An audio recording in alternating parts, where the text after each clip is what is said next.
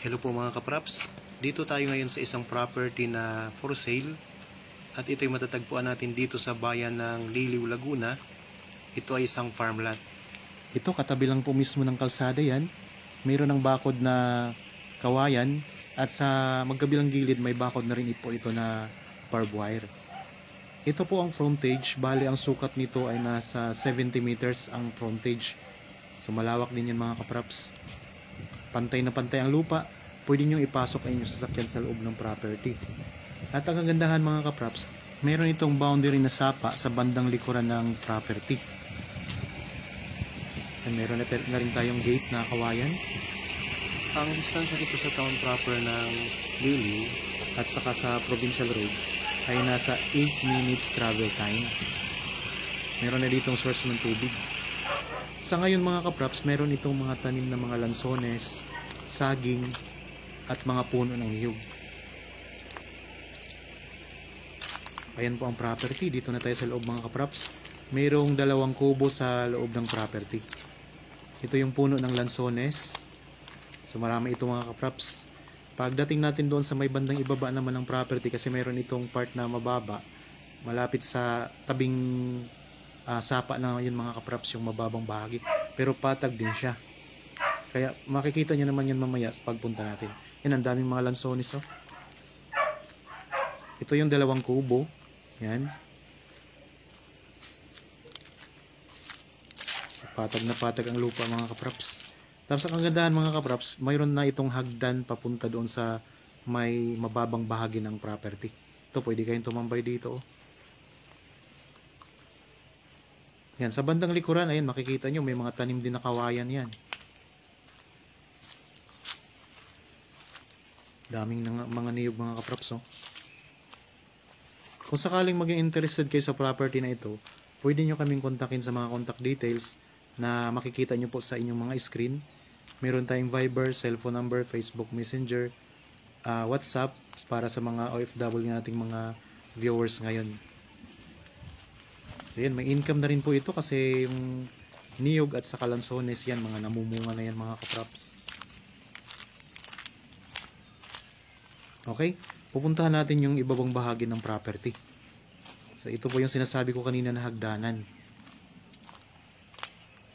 Tara po, punta tayo. So kung sakaling mabili nyo ito mga kapraps, pwede nyo pa itong i-develop ang hagdan. Pwede nyo gawing semento, nasa inyo na po kung paano nyo i-develop itong property. Pwede kayo ditong maglagay ng resort o i-develop nyo as resort itong property. Pwede rin kayong maglagay o magtayo ng inyong rest house kasi maayos din po, aliwalas din po ang klima dito, malayo sa pollution at tahimik yung lugar mga kapraps.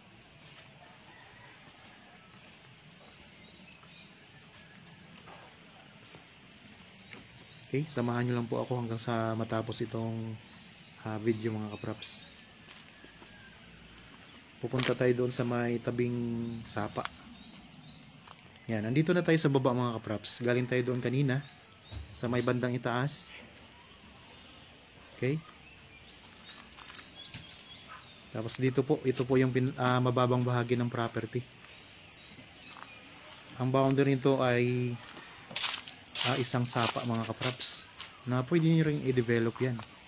Pwedeng gawing resort, nasa inyo na po. Yan, may mga tanim din na kawayan sa gilid.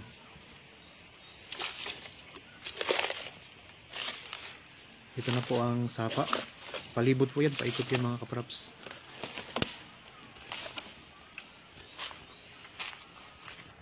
So kanina doon sa may bandang itaas ng property, patag po doon. Pagdating natin dito sa may ibabang bahagi naman, patag din po yan mga kapraps. Tapos may mga tanim din ng mga lansones.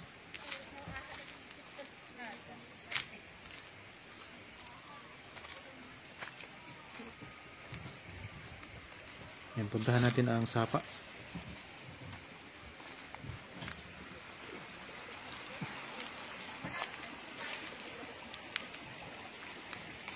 Ulitin ko lang mga kapraps ha, ito'y matatagpuan natin sa bayan ng Liliw, Laguna. At ang sukat nito ay 6,486 square meters. Ito ay titulado.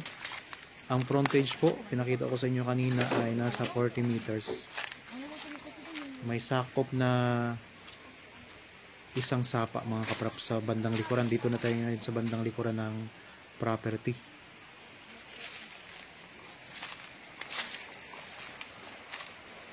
Yan. Kita nyo naman mga kapraps, doon tayo kanina sa bandang gilid. Tapos dito medyo paikot. Andito naman tayo na nandito pa rin yung ilog o sapa.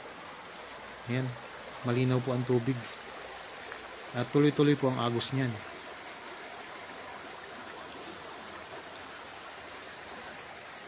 Kaya kung sakaling gusto nyo magpagawa ng swimming pool, mayroon na kayong source ng tubig. Running water yan mga kapraps. So ayan, ang daming mga lansones oh. Yan, may mga saging din dito.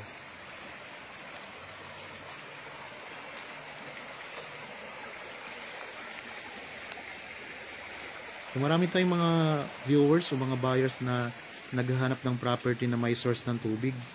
So ito yun mga kapraps, oh, napakaganda nito.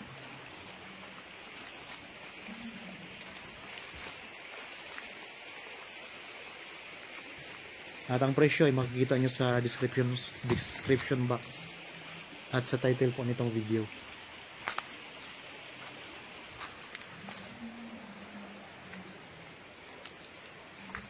Yan, ito yung pinakasapa mga kapraps.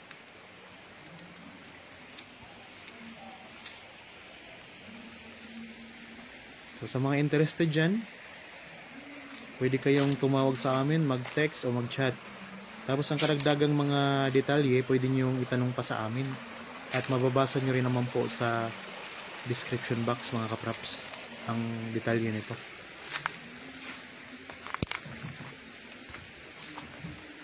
Yan, balik na tayo dito sa may mga lansones. Yan, dami oh. Daming mga lansones mga kapraps. Yan, may mga kawayan din, pwede nyo gamitin yan kung sakaling magpagawa kayo ng kubo. Yung nakita nyong kubo kanina, dito rin sila kumukuha ng mga kawayan mga kapraps.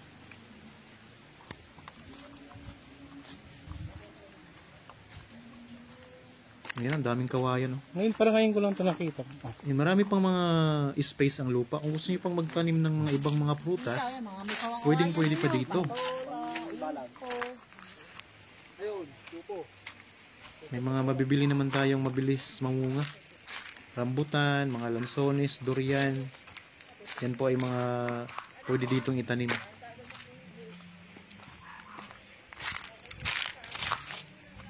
Kami rin mga puno ng niyog dito. Okay, balik tayo doon sa taas mga kapraps. Akyat tayo ulit.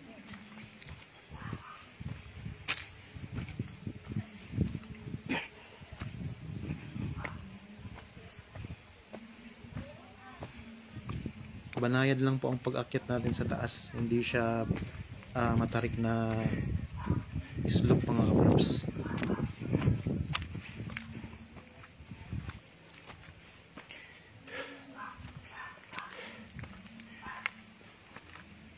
Okay, nandito na tayo ulit sa taas mga kapraps ng property.